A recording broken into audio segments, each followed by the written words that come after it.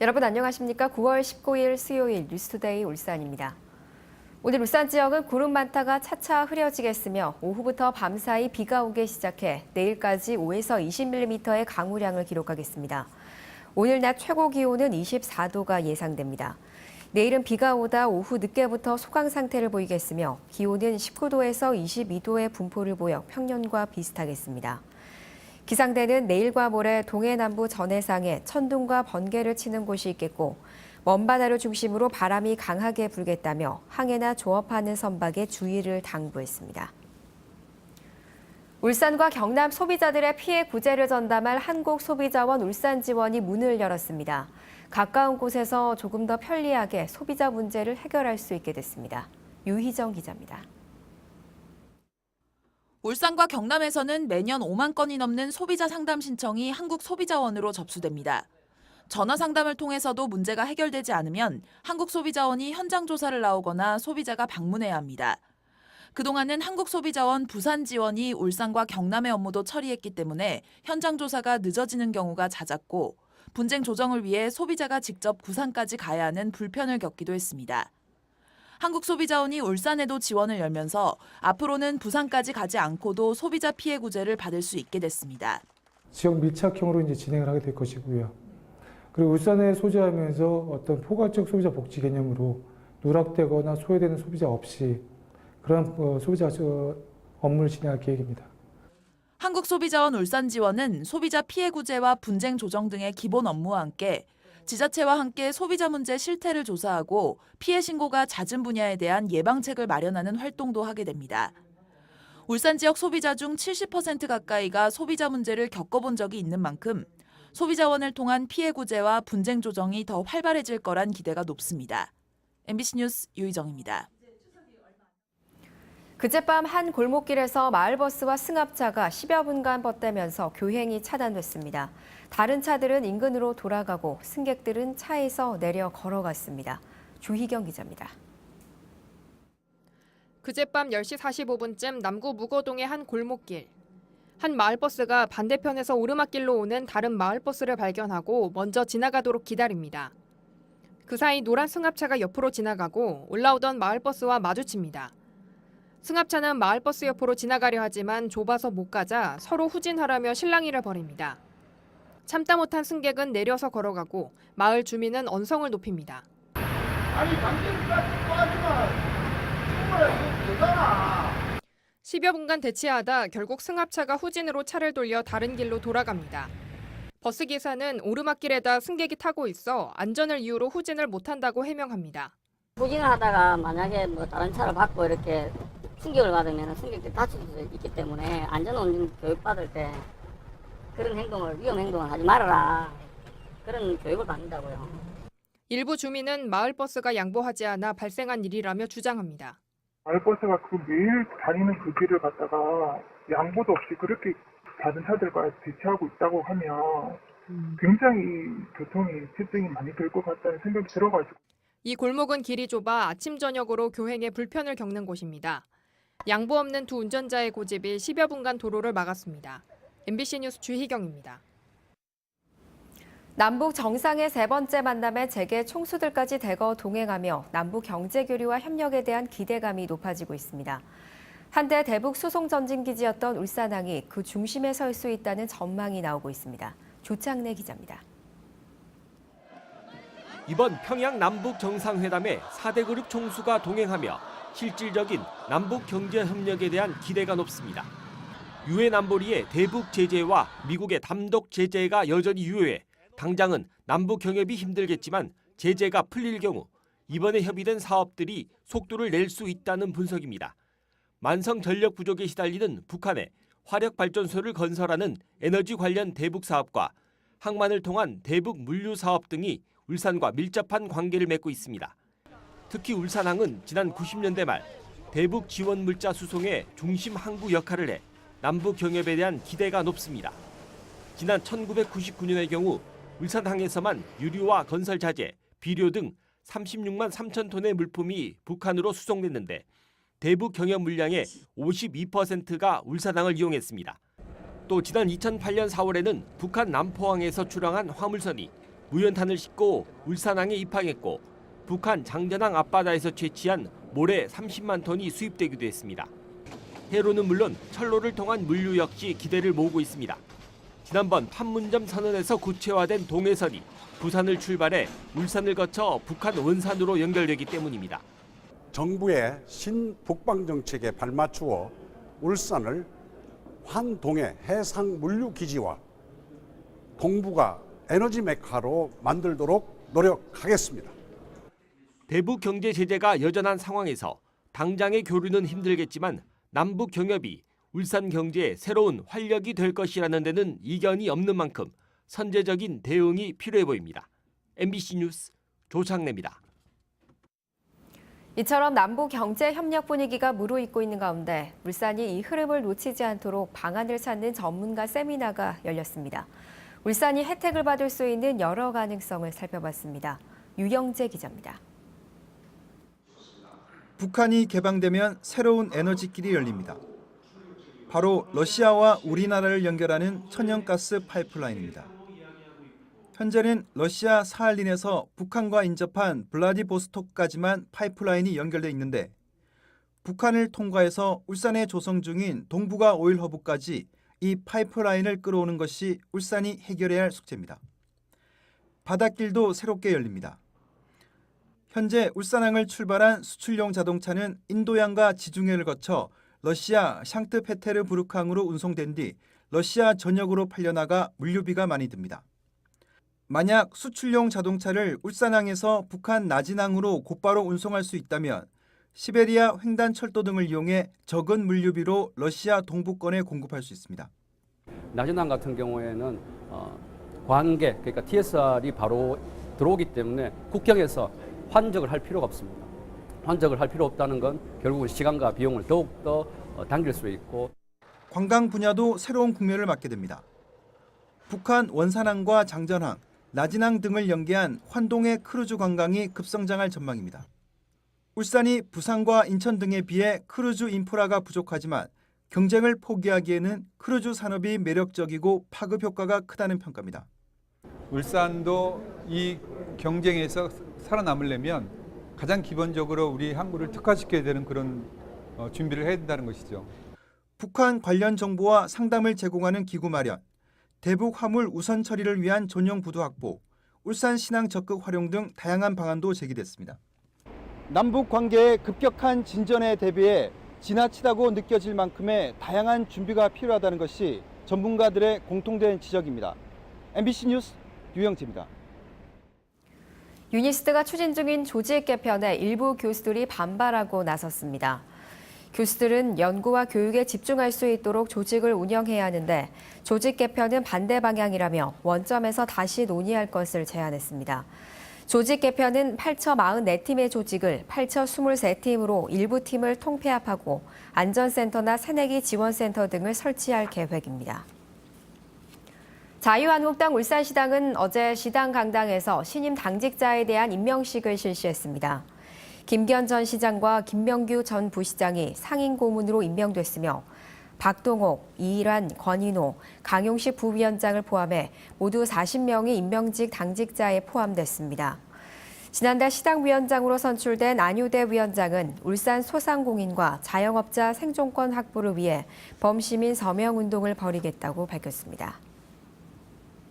어제 열린 울산 MBC 시청자위원회에서 위원들은 유튜브 뉴스와 울트라 채널 그리고 보이는 라디오 활성화를 통해 시청자들의 참여를 더욱 확대해달라고 당부했습니다. 위원들은 또 청년 대장정 유로드의 경우에는 참가 대상을 확대하고 울산의 명소를 두루 알릴 수 있도록 노력해달라고 말했습니다. 아울러 전국 방송으로 발돋움하고 있는 경성 판타지는 시청자들의 관심과 사랑을 더 많이 받을 수 있도록 꾸준히 프로그램의 질을 높여달라고 주문했습니다.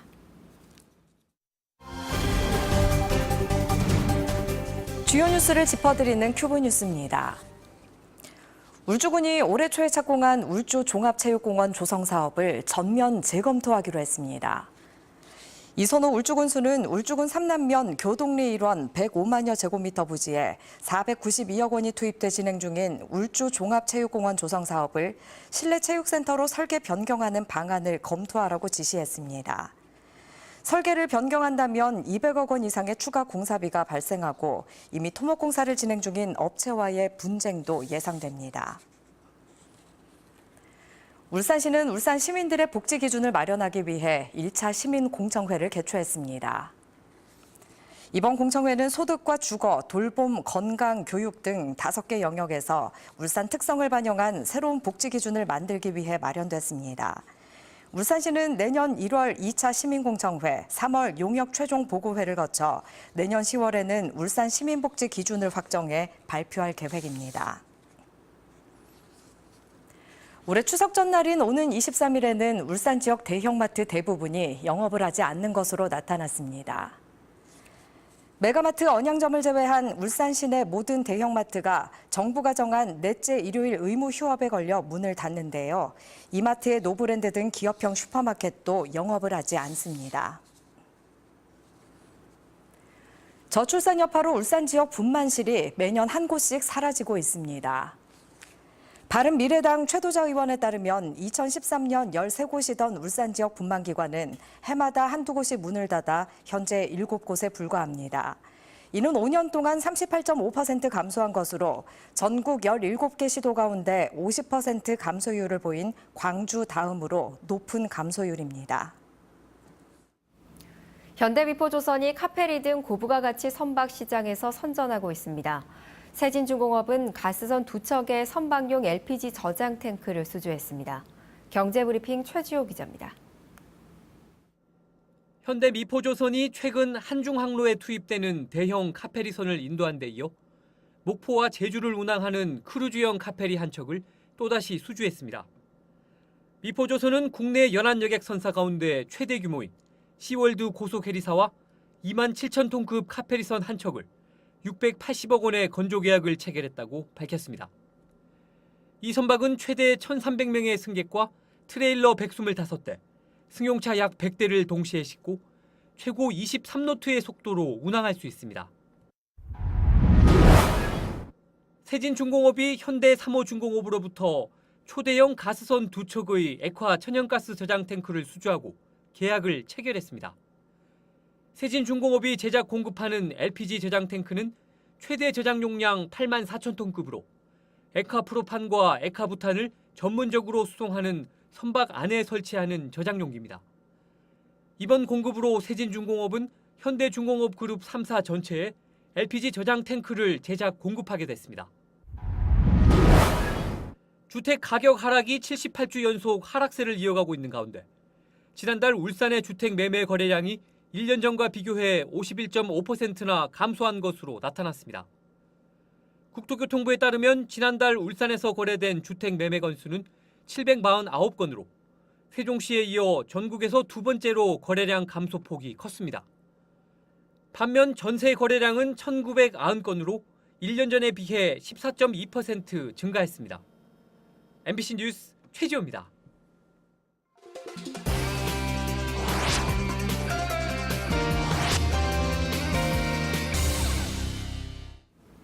남북 관계에 훈풍이 불면서 문화 분야, 특히 영화계에서 남북 교류를 위한 움직임이 포착되고 있습니다. 영화도시 부산에서는 남북 영화인 학술 모임과 북한 영화 제작 지원 등이 거론되고 있습니다. 부산에서 송광모 기자입니다. 북한 영화 김동무는 하늘을 난다입니다. 북한과 벨기에, 영국의 합작품으로 6년 전 부산국제영화제에 초청됐습니다. 15년 전엔 북한 영화 특별전까지 마련되며 남북 교류가 활발했지만 지금은 그 명맥이 끊긴 상황. 하지만 최근 남북 관계에 훈풍이 불면서 영화계 역시 끊어진 연을 이을 물밑 작업이 진행되고 있습니다. 부산 영화계는 특히 영화 상영보다는 지속적인 교류를 위한 밑바탕 마련에 신경 쓰는 모양새입니다. 북한에 있는 영화 5만여 편을 디지털화하고 부산과 강원도에 영화 아카이브 시설을 지어 정치 상황이 변해도 뼈대가 흔들리는 건 맞겠다는 구상입니다. 최근엔 도종환 문화체육관광부 장관에게 영화진흥위원회를 중심으로 하나의 교류 채널이 필요하다는 뜻도 전달했습니다. 기초적인 작업 환경을 만들어가는 데 있어서 할 수 있는 게 학술적인 거라고 생각하고 그러다 보면 거기에 맞는 아이템을 정해서 영화제 교류도 하고 영화인 교류도 할 텐데 아직 초기 단계지만 지난 4월 판문점 선언 이후 부천국제영화제에 북한 영화가 상영되는 등 벌써부터 기대감이 커지는 상황입니다. 영화계는 이번 남북 정상회담 이후 이르면 올해 안에 남북 영화 교류를 위한 본격적인 논의를 시작할 예정입니다. MBC 뉴스 송광모입니다. 군 입대하면 이별과 눈물로 상징되었는데요. 시대 흐름에 맞게 군 입대에 대한 막연한 두려움을 없애고 입영식을 인생의 새로운 출발의 장으로 승화시키기 위한 행사가 열려 눈길을 끌고 있습니다. 경남에서 윤주화 기자입니다. 군 입대를 앞둔 아들에게 아버지가 속에 담아둔 말을 엽서에 꾹꾹 눌렀습니다. 아들이라고 부르곤 잘 마치고 돌아오라는 짧은 글인데도 코끝이 찡해집니다.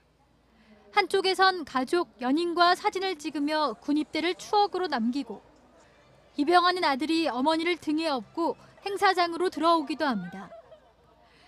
많이 무겁구나. 이건 힘든 것도 아닐 수도 있으니까 그것도 잘 하려고 노력하겠습니다. 앞으로 군 생활하는데 더 무거운 일이 있어도 견뎌낼 거라고 믿고 지금의 건강한 모습으로 다시 엄마 품으로 돌아오기를 바랍니다. 자칫 딱딱하고 무거울 수 있는 입영 현장에 아이돌 음악과 춤이 등장하고 선배 장병들의 환영 난타 공연에 부모들도 조금은 걱정스러운 마음을 덜어냅니다. 군 입대를 부담이 아닌 축하와 격려의 장으로 만들기 위해 공군에선 올해 처음 열린 입영 문화제입니다. 나라의 부름에 당당하게 임하는 젊은이들에게 새로운 출발을 응원하고 병력영의 자부심과 긍지를 갖도록 하기 위해 입영 문화가 달라지면서 군 입대가 이별이 아닌 청춘의 새로운 도전과 출발로 거듭나고 있습니다. MBC 뉴스 윤주화입니다.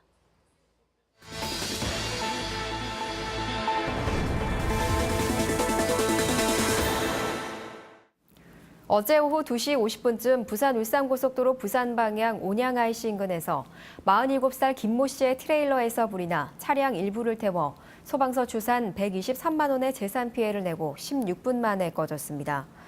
소방당국은 차량 속력이 나지 않아 김 씨가 갓길에 차를 세워 확인해 본 결과 뒤 타이어에서 연기가 나고 있었다며 트레일러 브레이크 부분이 과열돼 불이 난 것으로 보고 정확한 화재 원인을 조사하고 있습니다.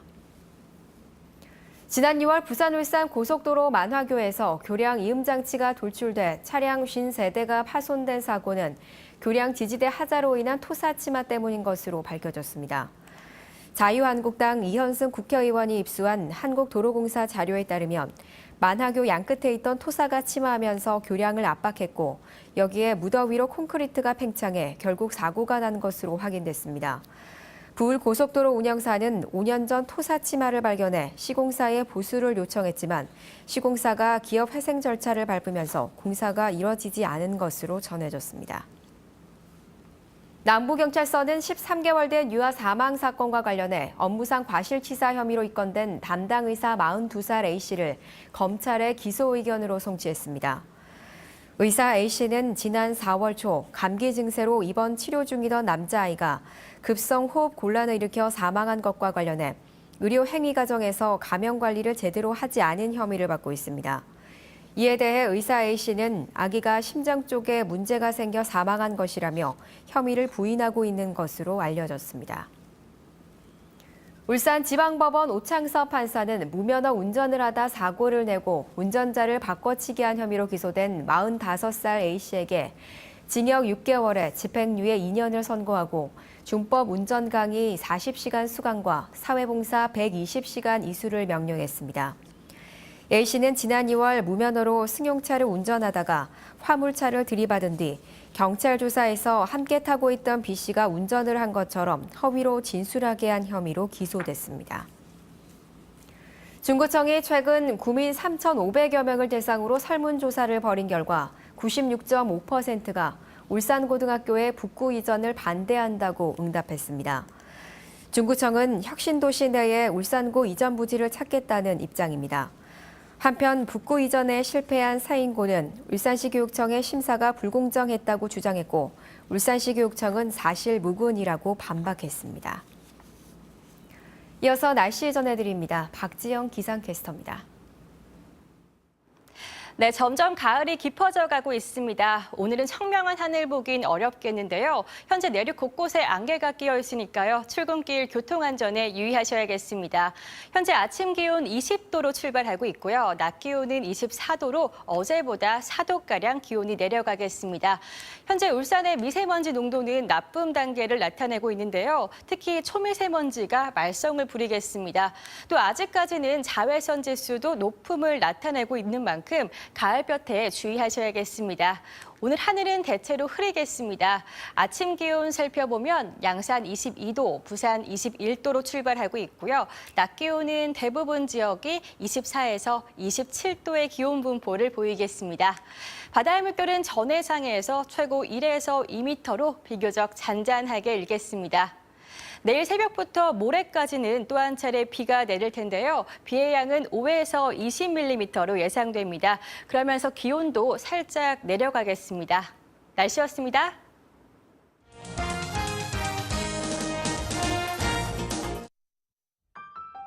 북구청 일자리 종합지원센터는 오토밸리 체육관에서 구인 구직 채용 박람회를 19일에 마련합니다. 울산 중구 정신건강복지센터에서 자살 예방의 날 기념 특강을 19일에 마련합니다. 북구 열린명사 아카데미 9월 강연이 19일에 북구 문화예술회관 공연장에서 마련됩니다. 여성회관에서 2018년 3학기 교육 수강생을 26일까지 모집하고 있습니다. 사단법인 대한노인회 울산광역시 취업지원센터에서 제주에서 감귤 작업을 하실 60세 이상 여성을 모집하고 있습니다. 경리 사무원 국비지원 교육생을 27일까지 모집합니다. 여성인력개발센터에서 국비 직업교육 훈련생을 28일까지 모집합니다. 사단법인 색동회 울산지부에서 어머니 동화 구연대회를 10월 30일에 개최합니다.